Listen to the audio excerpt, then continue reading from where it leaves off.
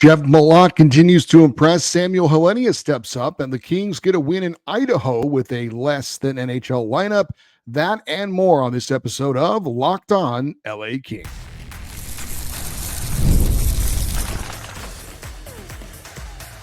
You are Locked On Kings, your daily podcast on the Los Angeles Kings, part of the Locked On Podcast Network, your team every day. Hey, Kings fans, welcome to Locked On LA Kings, part of the Locked On Podcast Network, your team every day. Thanks for making Locked On LA Kings your first listen every day. We are free and available wherever you get your podcasts and on YouTube. Today's episode is brought to you by FanDuel. Download the FanDuel app by visiting FanDuel.com and win $300 in bonus bets if your first $5 bet wins. I'm Eddie Garcia, your host of Locked On LA Kings. I've worked in sports media for the past 30 years. Also one of the co-hosts of Locked On NHL Game Night, a nightly podcast and YouTube show that wraps up the night in the NHL, and a passionate LA Kings fan for over 30 years. Well, the LA Kings played preseason game number 5 of 7 in Boise, Idaho, the first of back-to-back games against the Utah Mammoth. Quick recap of this one. The Kings' solid first period. Andrei Kuzmenko starts off the scoring, giving LA a 1-0 lead. Jeff Malott and Brandt Clarke with the assist. That was the only goal of the first period. Second period, Andre Lee scores just 1 minute into the second period, gives the Kings a 2-0 lead. But the Mammoth really outplayed the Kings in the second period. They score a pair of goals, and we were tied at 2-2 going into the third. In the third, Taylor Ward would score the only goal of the period with just under 5 minutes left in the third. Cole Gutman and Liam Greentree with the assists, and the Kings would hold on for a 3-2 victory. Some quick game stats in this one. Only shots on goal and power plays to tell you about. Kings were outshot 25-17. As far as the power plays go, 0 for 3 for LA, 0 for 2 for Utah. And at preseason games, sometimes they give you the extended stats, sometimes they don't. In this case, they did not, unfortunately. As far as the big takeaway from this one, Kings did just enough to get a win. The power play for a second straight game did not score a goal or even really threaten in this one. But unlike the previous game against the Ducks, not too disappointed in the Kings' performance with the man advantage. Other than Andrei Kuzmenko and Brandt Clarke, none of the players we're going to see on the Kings' 2 power play units were available in this game. So hard to expect a group of players you just kind of throw together, expect to show much chemistry. Neither team had close to their regular season NHL rosters. However, Utah did start their number 1 goalie in Kirill Velmelka. So good for the Kings to get those 3 goals on a legit number 1 NHL goalie. Also, former King Sean Durzi was in the lineup for the Mammoth as well, who had a few of their regular defensemen into the lineup. As for the Kings lineup in this one, we did have a top line of Alex Turcotte, Andrei Kuzmenko, and Jeff Malott. Sammy Helenius centered the second line with Andre Lee and Taylor Ward. Cole Gutman was the third line center with Akil Thomas and Liam Greentree. Glenn Gaudin centered the fourth line with Francesco Pinelli and Martin Chromiak. Defense, Kirill Kirsanov and Brandt Clarke on the top pairing. Jacob Moverar and Joe Hicketts the second pairing, and Sam Bolduc and Kyle Burrows the third pairing. We do have some Kyle Burrows news coming up. Phoenix Copley got the start in net. Eric Portillo was the backup in this one. And before we get into some of the players that were on the bubble, how they performed, did they solidify their positions, did they help themselves? There is a potential injury note, and it does involve defenseman Kyle Burrows. Got hurt in this game. We think it was blocking a shot, didn't return. Afterwards, head coach Jim Hiller told Kings insider Zach Dooley that initial tests were negative, but the team would get a better sense of how he was going to be from this injury once they get back to LA. Hiller used the term precautionary in not putting Burrows back in the lineup. So that sounds encouraging that maybe he was available to come back in the lineup, but hey, it's a preseason game. Why risk it? Be smart, keep him out, have him re-evaluated once you get back to your team headquarters by your team physicians, and then go from there. But if we were to play the speculation game, let's just assume that Kyle Burrows may be out for a while. Worst case scenario, he is not ready to start the season. How does that change things for the LA Kings opening night roster? Well, I've been under the assumption the Kings are going to keep 2 defensemen as part of their 3 extra players and 1 forward, those 2 defensemen being Kyle Burroughs and Jacob Moverara. Now, if Burroughs isn't available, obviously that would guarantee Moverara is going to be on the roster. Who would the extra defenseman be if the Kings wanted to have 2 defensemen? I honestly don't know who it would be.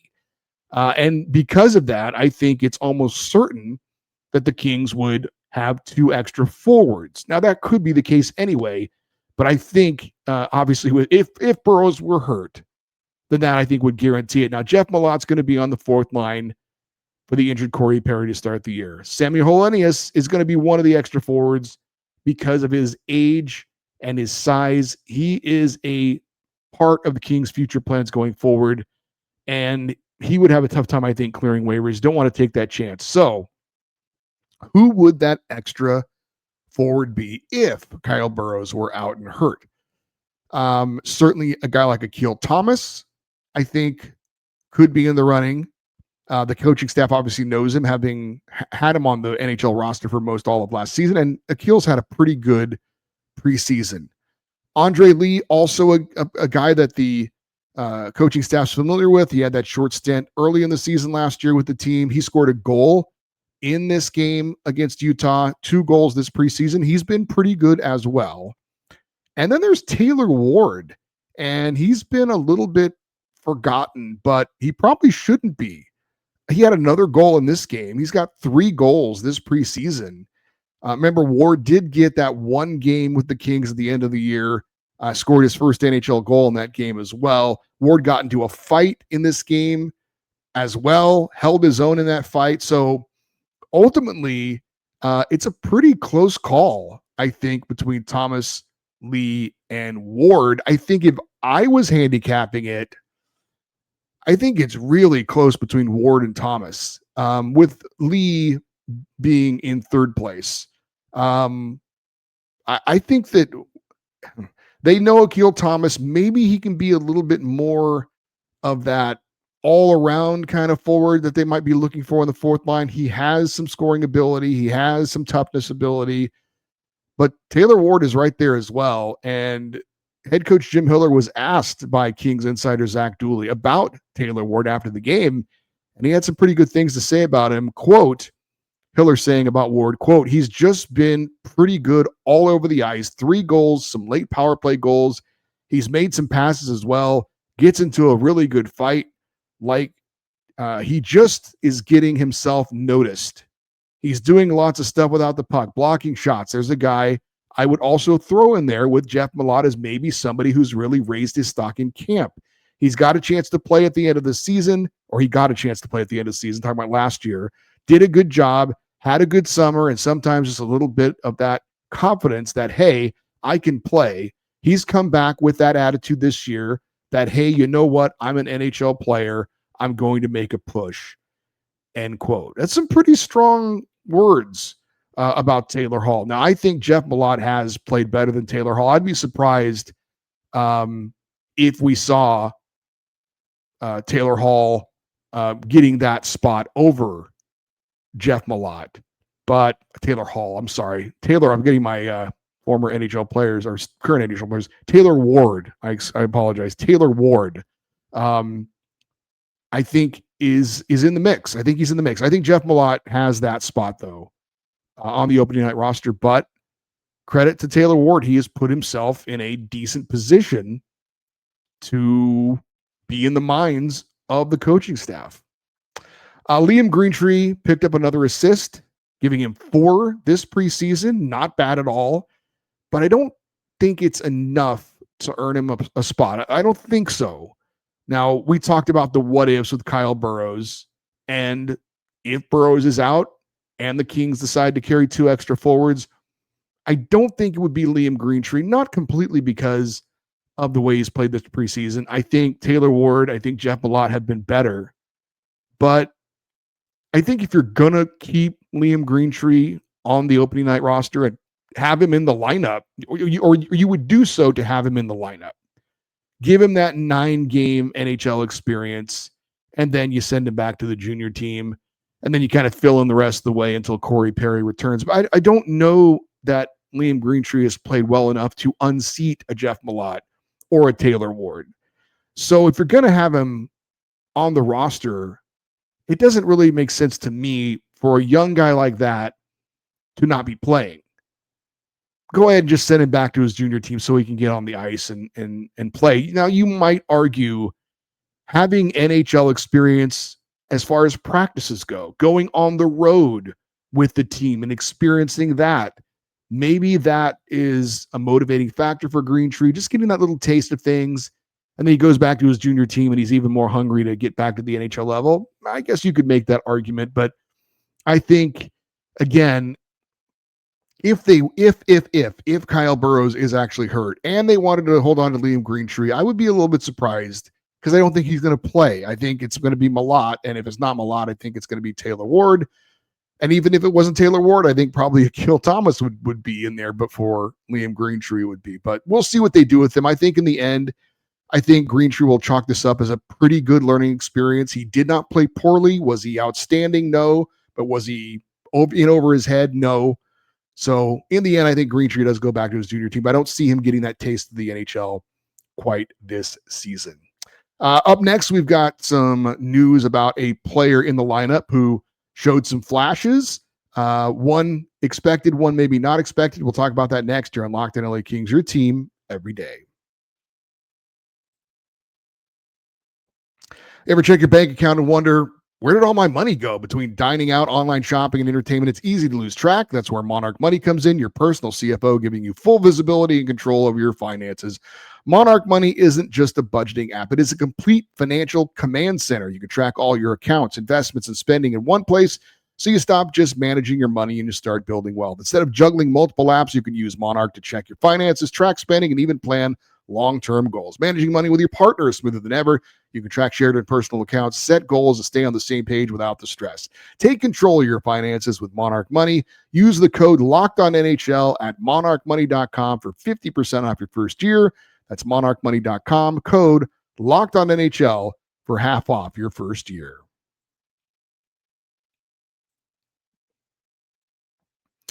We are talking about the LA Kings 3-2 preseason win Tuesday night over the Utah Mammoth, and a player that I have been a bit disappointed with this preseason is forward Samuel Helenius. He is a player that came into camp fighting for a spot in the starting lineup and never really showed that he wanted the job, right? Like Jim Hiller said about Taylor Ward, that he's just getting himself noticed. He's doing a lot of things without the puck. That's what Samuel Helenius needed to be doing from the start of the preseason. And he really didn't. I will, though, give him credit. I thought in this game against Utah, he was noticeable. He was doing things without the puck. He had a few good hits. He was involved. He was, again, I've used the word many times. Jim Hiller used it as well. Noticeable. You're watching the game and he just does some things to kind of stand out. It's unfortunate, I think, a little bit for him that for whatever reason he wasn't this way right out of the gate. But I was encouraged that he gave a much better all-around effort in this game. Like I've said before, I think he's on the roster because of his age and his size. And I think the Kings think he has a future in the NFL, but it would have been nicer to see him really show some aggressiveness, show some hunger, show he wanted that spot. And in the end, if he doesn't get it, he doesn't get it because somebody played him out because Jeff Malott was better or Taylor Ward was better. That's fine. That happens. But I saw it in this game a little bit. I've been kind of looking for it, haven't seen it. So I will give Samuel Helenius some credit. Thought we saw a little bit better of him in this game against Utah. One other roster bubble player that we haven't talked about yet, defenseman Jacob Moverara, wasn't too noticeable, but then again, he rarely is because he just goes out, does his job, nothing too spectacular. But he is reliable. He's got good size. He's a bit on the younger side. So I've always said if the Kings only decided to keep one defenseman, I think it would be him over Kyle Burroughs. Kings insider Zach Dooley did talk to Jacob Moverara after the game, and he talked about how special it would be if he were on the Kings opening night roster because it would be the first time in his career that's happened. He said he's been close a couple of times. I think it happens for him this season. I've said this before. I'm going to say it again. I'm really excited about what Andrei Kuzmenko can be this year for the LA Kings, not just on the power play, although that's a big part of it, but also on the Kings top line as well with Kopitar, with Kempe. He scored a goal in this one. Nice wrist shot from the high slot. He also had a very sweet backhand pass on another play to set up a scoring chance. He's just so quick and creative in the offensive zone. He just makes we talk about noticing players. He makes defensemen notice him because of how he can hold on to the puck, because of the passes that he can make. And obviously, as he showed in this game against Utah, when he gets a chance to score, he can put it in the back of the net as well.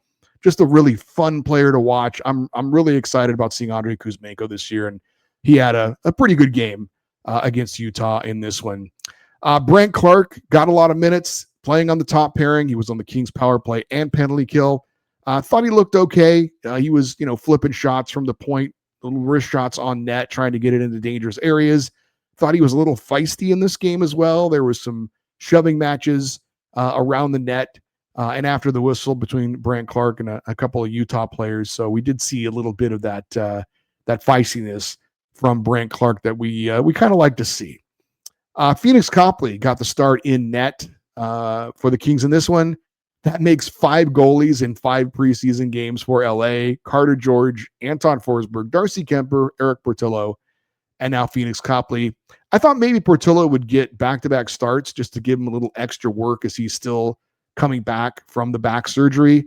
Thought he could use maybe the extra game reps because he missed so much time at the end of last year. And he wasn't great in the last game against the Ducks, the only game that the Kings have lost this preseason. So maybe a chance to get him kind of back out there on the horse. But the Kings decided not to do that. As for Phoenix Copley, thought he was okay in this one. Didn't see a lot of action in the opening period.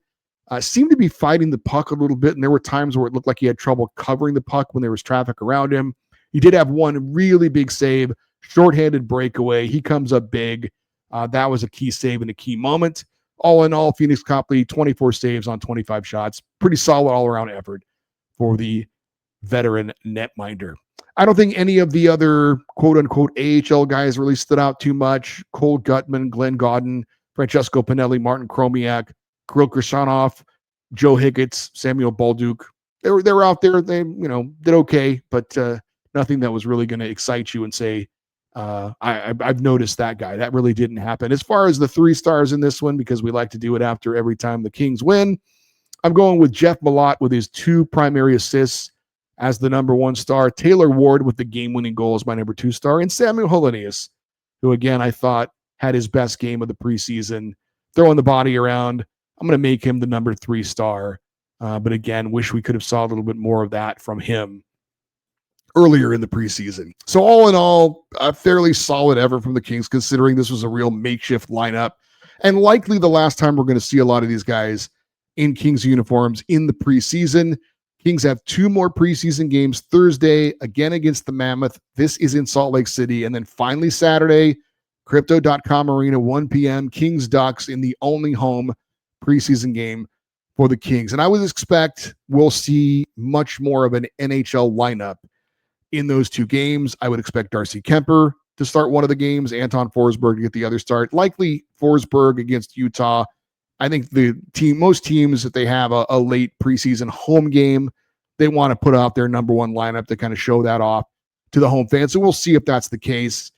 Of course, the Kings need to get both Kemper and Forsberg ready because the Kings start the season with back-to-back games on back-to-back nights at home next Tuesday against the against the Colorado Avalanche, and then the very next night in Vegas against the Golden Knights in their season opener. So I'm guessing Jim Hiller wouldn't go with Darcy Kemper in back-to-back games, but if there was ever a time to think about doing it, it would be on the first 2 nights of the season because he's clearly as fresh as he's ever going to be.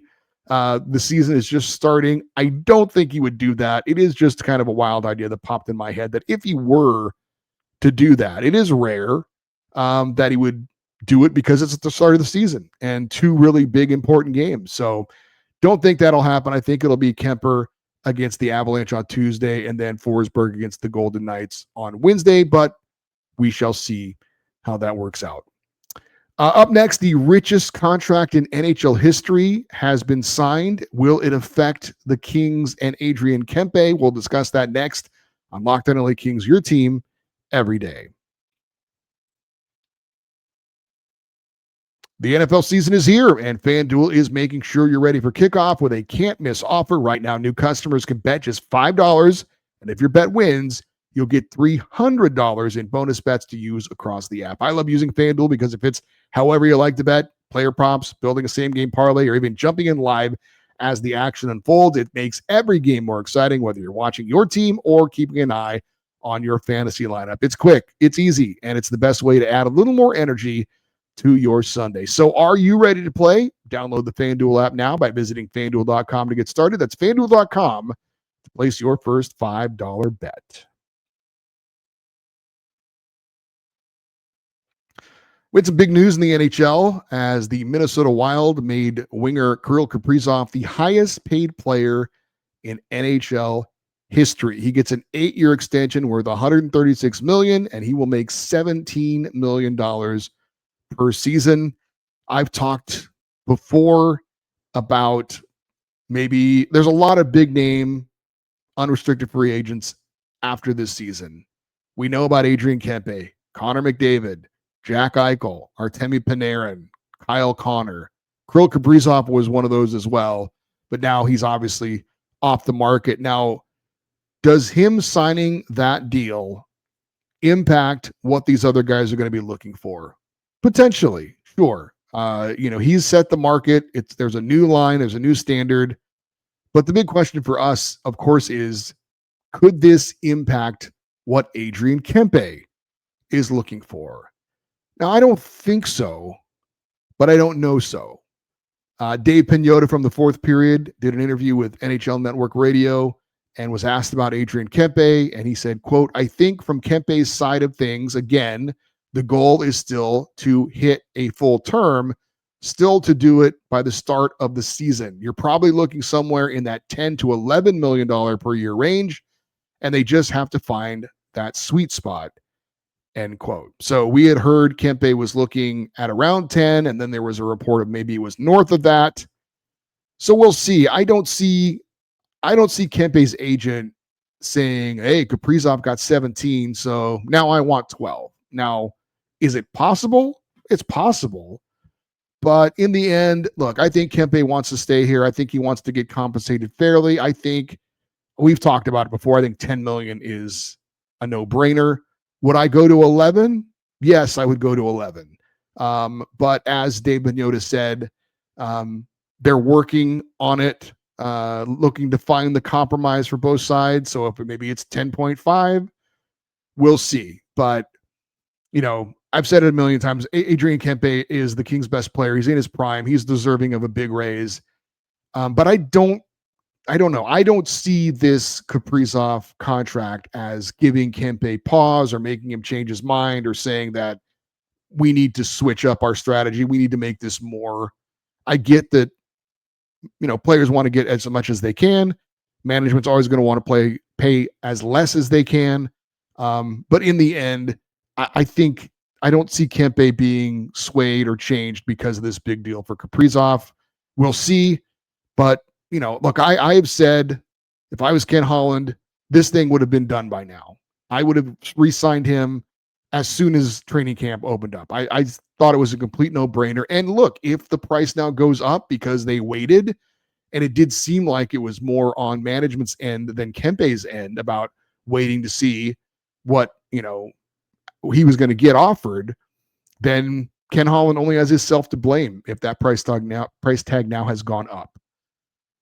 As far as the ongoing Connor McDavid saga, some people have thought he's been waiting to see what Kirill Kaprizov was going to get before he decided to make his demands. I personally don't think that's the case. Connor McDavid could easily be the highest paid player and get more than $17 million a year if that's what he's looking for. I'm thinking more and more that he's going to let this thing play out.